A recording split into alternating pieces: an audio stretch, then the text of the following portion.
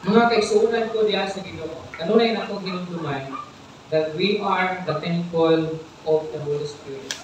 Ang ato ang lawas is a temple of the Holy Spirit. Templo sa balaang Espiritu. That's why si Solomon nag-ingon siya, ingon niya ang tao nga walay pagpugong sa kaugalingon sama sa usang ka syudad nga nalumpag ug gibiyaan. So malang importante nga kita aduna gayoy pagpugong sa ato ang kaugalingon kay basin unya mahimong kadaot ang mudangat nga ni kanato. Ang atong mensahe karon na gabion magahisgot kita nga ginatawag a disciplined life for Christ. So kinahanglan nga adunay pagdisiplina sa ato ang kinabuhi dili para sa atong kaugalingon kundi dili para sa Ginoo, para kang Ginoong Hesukristo. Discipline does not only apply on our traits or habits. Kung naa kay mga gihimo sa kinabuhi o tinatawag nato ato na lang diretsyon mga vices sa kinabuhi, mga habits sa kinabuhi. Nediin nahimong baba o nahimong hinunggan nganong ako ang pagkakristohanon medyo dili dasig sa pag-alaga sa Ginoo. Medyo problemado, medyo stagnant tungod niini ng mga vices sa kinabuhi. Pero dili lang na siya mao ang isa sa ato ang disiplinahon. But discipline can also be seen on our respect of our own flesh or body. Sa ato aning unod-non nga tinguha. So gawa sa ato mga vices, ato ang usap nga disiplinahon kining ato ang unod-non nga tinguha, kining ato ang kaibok sa unod, ang ato ang isa usab nga ato ang disiplina. Naingon pa ni Timothy sa 2 Timothy chapter 1 verse 7, the Spirit of God gives us, does not make us afraid. His Spirit is a source of power and love and self-control.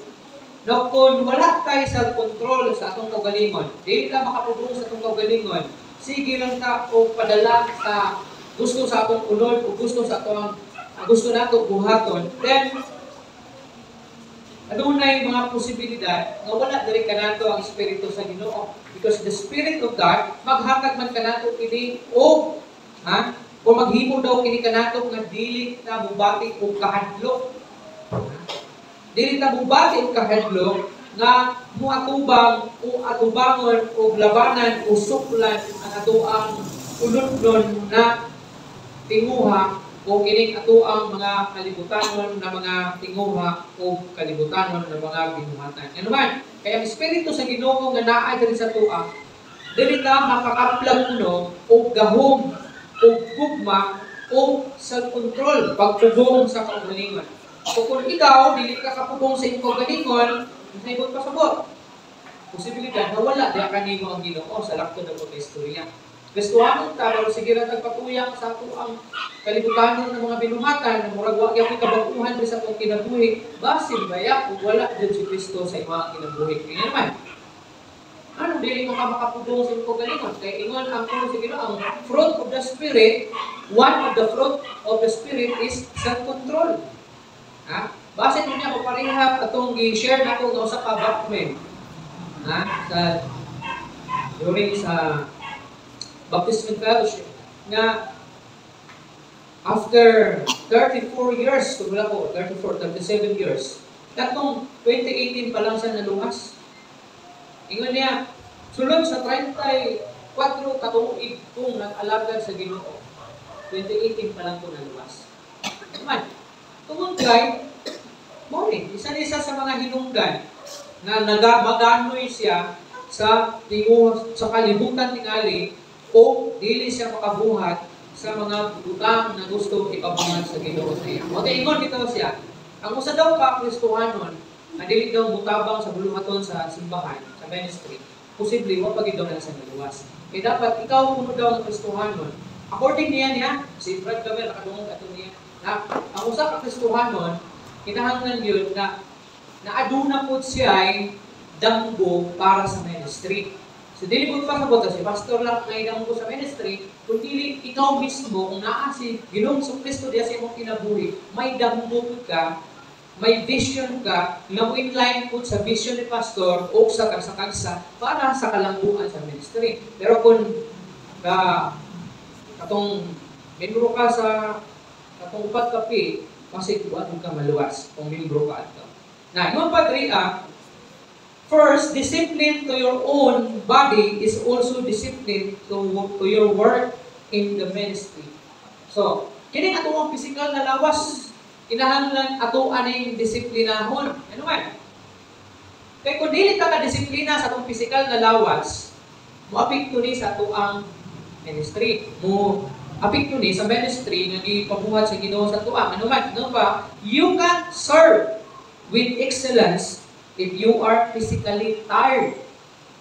Oh. So, kinahanglan disiplinahon na ito atong pagalingon. Kaya kung, ingon pa, dili ka makahagag sa imuhang pinakabas na pag-alagad sa Ginoo kung ikapoy ka physically. Example, kay dungay ka natulog, dili ka kasayo mo simba anang pagka-Domingo, kay dungay maka natulog ka ng gabi. Kapoy mo lawas, pag-abot mo simbahan, magbuka ka, ha? Mao pala yung pagsugod na ako ubali. Patay, ha? Parang manok ba nga manang pang dito? Na naibo sa sakit. Ha? Ano naman? Kapoy. Kapoy. Tungod kay, wala man nimo gidisiplina ang imuhang physical na lawas. Di mo mahatag ang imong best niya sa Ginoo. Usaon nimo pag-worship sa Ginoo na kinasingkasing kayo kung ang imong lawas dili mo participate kay kapoy. Ha? Dili mo uyon kay lami ay tulog ron hindi sa kumusimba siguro.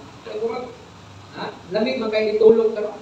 You can't give a decent time to the Lord if your heart and mind is filled with worldly things. So bawas-bawasan nato ning ato ang worldly na mga ginahuna-huna, mga butang kalibutanon kay isa ni siya sa makakapoy. Pwede niyo, kung maguna-huna ka og problema, kwarta, bugas, bisag naglingkod ra kakapuyon ka. Ha? Bisag dili, mas maayo pang magtrabaho ka kaysa maguna-huna ka problema. Kaya naman, huwag kay kwarta, kapoy. Di ba, ano na? Kapuya, oy. Kalaay, hindi ka nabuhi. Basta laay yun, nagalit ka, ang pasapot na naging kapoy, gilaay yun ka. Kaya kay wala ka kay kwarta, gilaay ka, so kapoy. So, mas maayo nang magtrabaho gani, kaysa tambay ka na walay kwarta. Kay kapoy din na siya. Maguna-huna sa pambayad sa utang, pambayad sa mga utang sa tindahan, mga hirang na kwarta, mga pangpalisudan, bugas, pamasahe sa mga estudyante, mga bata.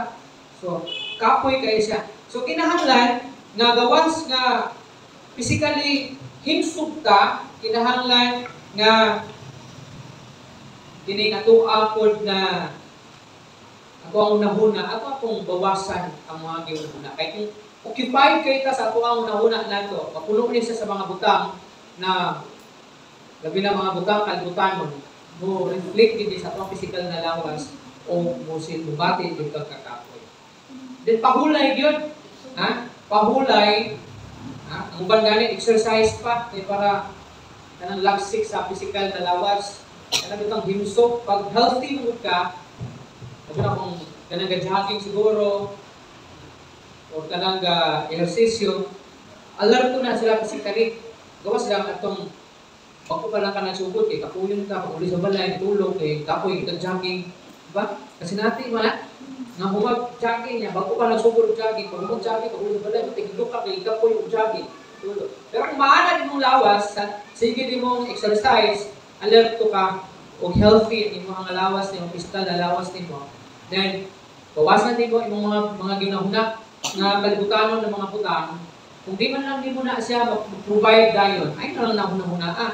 Kasi kung huna-huna asa ka buwag kwarta, wala ko dyan kay mahimo. Kalintin na lang. Ulat na lang ka sa, kasi mahimo sa Ginoo para nimo. For example, yung asa mo ko, bayad o utang ka ani. Pero wala kay trabaho. Do you think na makabayad ka? O makitrabaho? So ayan na lang muna-muna ito. Bayaran na lang ito na ay panalangin. Ha? Kung magsiga muna-muna, wala ka bayad sa utang, stress pa ka, so, apektado yung espirituhan ng bahay sa pinabuhay. And another thing, discipline to your own body is also respect to the Holy Spirit. Disiplinahon nato atong lawas. Ingon ang pulong sa Ginoo sa Roma, chapter 12, verse 1 and 2 nga, ang atong lawas is templo sa balaang Espiritu. That's why ingon niya, present your body as a living sacrifice. So kinahanglan nga ato ang mismong atimanon ang ato ang pisikal na lawas. Kaya ang pagdisiplina sa pisikal na lawas, respeto siya sa balaang Espiritu. Kung bisyoso ka, do you think the respect ka sa Holy Spirit? Kung kainom ka, inom makahubo, sigarilyo ka, drugs ka, o bisan unsa na imong ginahimo nga diin-dili maayo diha sa imong pisikal na lawas, unsaon nimo nga mapasidunggan ang Ginoo? Nga ang imong body is a temple of the Holy Spirit. Unsa pagpuyo sa Espiritu? Pwede bang magpuyo ang Espiritu sa Ginoo o ang Espiritu sa dilim ng makahubog? Hindi sila pwede magpuyo. Unsa akong pagpuyo sa Espiritu sa Ginoo, sa presensya sa Ginoo, kung naadra ang imong mga vices sa kinabuhi, mga dili maayo na mga ginahibok nimo, unsa akong pagpuyo na ang imong lawas nimo is a temple of the Holy Spirit.